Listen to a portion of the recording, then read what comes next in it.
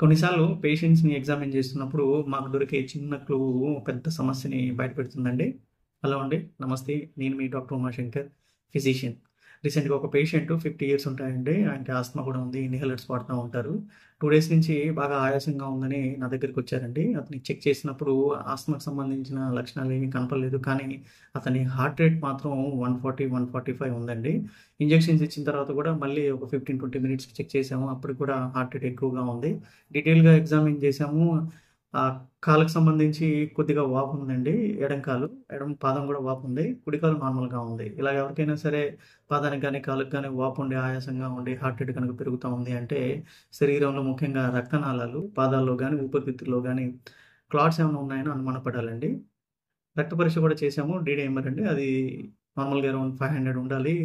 అతనికి 4000 ప్లస్ ఉందండి. తర్వాత చేసిన ఊపిరితిత్తుల స్కాను, కాలుకి సంబంధించి స్కాన్ చేస్తే దాంట్లో క్లాట్స్ ఉందని కన్ఫర్మ్ అయిపోయిందండి. దాన్ని థ్రాంబస్ అంటాము. ఈ పేషెంట్‌కి కాలులో ఉన్నటువంటి థ్రాంబస్ ఊపిరితిత్తులకెళ్ళిందండి. ఆ కండిషన్‌ని ఎంబోలిజం అంటాం. చిన్న క్లూని గండం నుంచి బయటికెలా వచ్చామని చెప్పడానికి ఈ వీడియో చేస్తున్నానండి.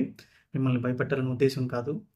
హార్ట్ రేట్ పెరగటానికి చాలా రీజన్స్ ఉన్నాయండి. ఆ కామన్ రీజన్స్ ఏంటి అనేది మీకు నెక్స్ట్ వీడియోస్‌లో చెప్తానండి. Keep watching.